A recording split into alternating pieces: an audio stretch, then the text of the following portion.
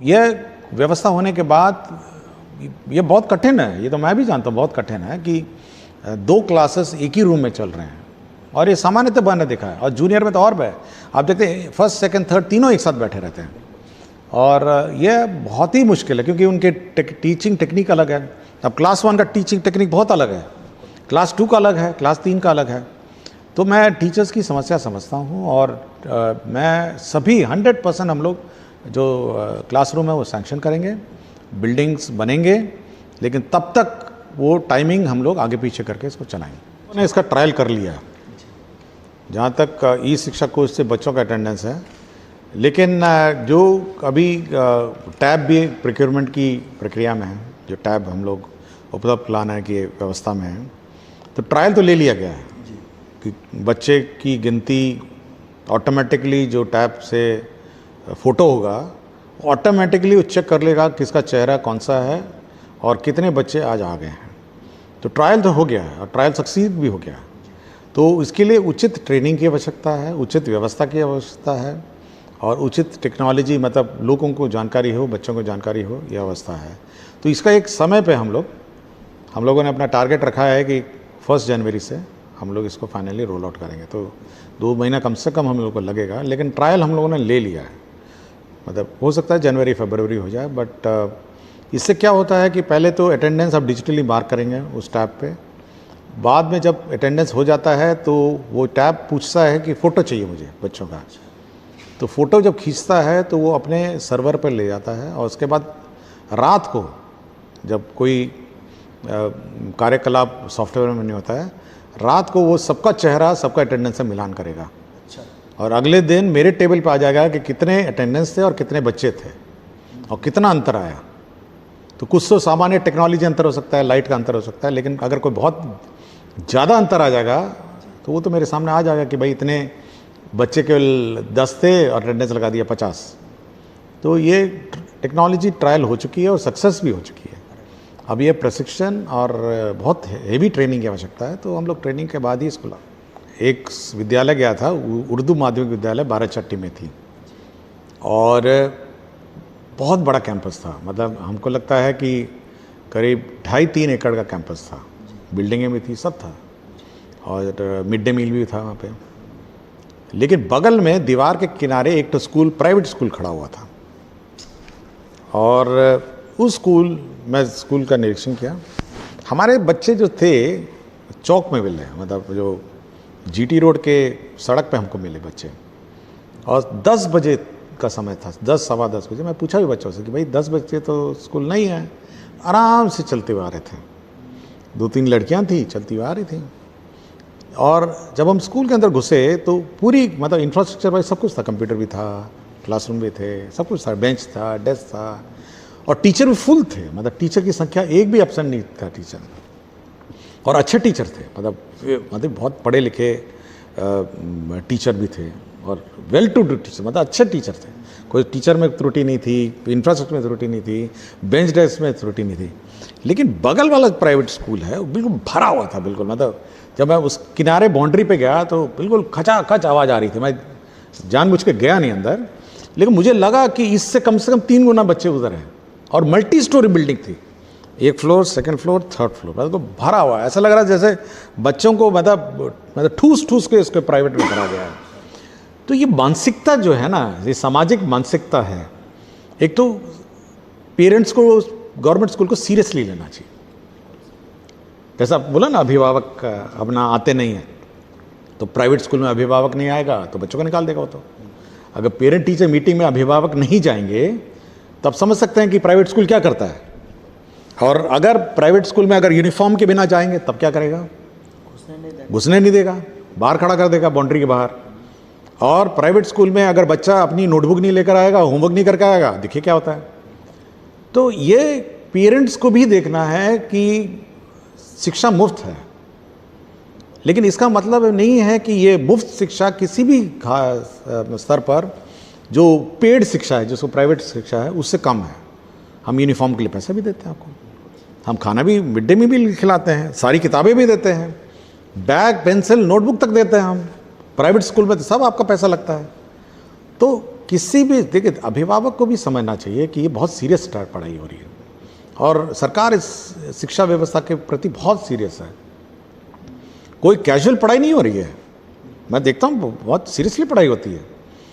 और परीक्षा तो बिहार बोर्ड को ही लेना है, बच्चे यहीं से अपेयर। हाँ, अब केवल एवरीडे मतलब good morning good evening English में बोल के, टाई पहन के और मतलब प्राइवेट यूनिफॉर्म पहनने से थोड़ा ना शिक्षा हो जाती है।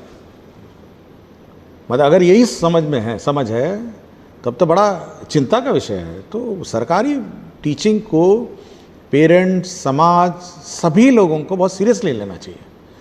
और जब तक सब लोग नहीं लगेंगे, सब लोग, देखिए सामाजिक व्यवस्था है। मैं तो कभी कभी पूछता हूँ कि कभी यूट्यूबर मैंने देखा ऐसे घुस जाते हैं, टीचरों का प्रश्न पूछने लग देते हैं, क्लास चल रही है बच्चों का पूछने। मैं कभी कभी पूछता हूँ कि कभी प्राइवेट स्कूल में ट्राई किया यही बात? प्राइवेट स्कूल में गए और घुस जाइए प्राइवेट स्कूल में और किसी प्राइवेट टीचर से पूछ के देखिए, वो ना तो एग्जाम पास किए हैं वो लोग, तो सी उसकी तो परीक्षा भी नहीं होती है ना। यहाँ तो बीपीएससी लिखा है, अपना ये जो सक्षमता परीक्षा सब लिख के आए हैं। यहाँ तो they have qualified an exam. तो आप ट्राई वहाँ करिए ना। तो आप इस व्यवस्था को सीरियस लेना चाहिए and everybody should take it. मैं तो कहता हूँ पत्रकार को भी इसको सीरियसली लेना चाहिए। हम सुझाव लेने के लिए बहुत ओपन है, हम तो आज सुझाव ले ही रहे हैं आपसे। लेकिन इस व्यवस्था, शिक्षा व्यवस्था बहुत सीरियसली लिया जाए, पेरेंट्स सीरियसली लिया जाए। बच्चा अगर 9 बजे से पहले स्कूल नहीं जाए तो उसको डांटना चाहिए कि क्यों नहीं तुम स्कूल जा रहे हो, तुम्हारा तो 9 बजे स्कूल है। अब आराम से लड़कियां जा रही हैं 10 बजे, चौक में मिली, आराम से जा रही है, कोई अर्जेंसी नहीं, मतलब आराम से जा रही है। जैसे ऐसा लगता है जैसे कि मतलब हेड मास्टर जी अपना एक्सेप्ट कर ही लेंगे। अब लोग सोचता है कि सरकार चला रही है तो कैसे नहीं लेगा बच्चा, 11 बजे आएगा तो बच्चा क्यों नहीं क्लास में बैठेगा। ट्राई करिए ना, यही चीज़ ट्राई करिए प्राइवेट स्कूल में। हम लोग उस व्यवस्था नहीं लागू करना चाहते हैं, पनिशमेंट की व्यवस्था, कॉर्पोरल पनिशमेंट की व्यवस्था। हम लोग चाहते हैं कि समाज कोऑपरेट करे, सब लोग कोऑपरेट करें। अब वो कहता है कि बस से, दुनिया भर से बस से इकट्ठा करके लाता है, और दूर दूर से, पता नहीं कहाँ से। हमको बोला, बाराचट्टी का स्कूल था, NHGT रोड पे था, बोला दूर दूर से आता है, पूरा ठूस के भर देता है स्कूल को। भाई हम तो हर गांव में, हर पंचायत में हम लोग स्कूल खोले हैं भाई, हम तो आपके बगल में खोले हुए हैं। तो ये मेरा थोड़ा है कि समाज का मानसिकता बदलना चाहिए, तब ये। और सरकार बहुत सीरियस है एजुकेशन में, सरकार बहुत सीरियस है। 20% बजट सरकार का पता ही शिक्षा में जाता है, 20%, 100 रुपये में 20 रुपये सरकार जो खर्चा करती है शिक्षा में जाता है, इससे ज़्यादा क्या खर्चा करेगी। तो सब लोग उसको सीरियसली लें, और ये समाज का पैसा है, कोई व्यक्तिगत सरकार का, अपना किसी व्यक्ति का पैसा नहीं है, ये समाज का पैसा है, और उसे शिक्षा हम लोग देते हैं। तो सीरियस जो प्रशिक्षण की व्यवस्था है उसमें मूलचूल परिवर्तन की हम आवश्यकता है, ये मैं, और बहुत ही हम लोग बहुत चिंतित हैं प्रशिक्षण को लेकर। और हम लोग डिस्ट्रिक्ट लेवल पे ही प्रशिक्षण कराएंगे, ये पहले तो जिला से बाहर भेजते थे।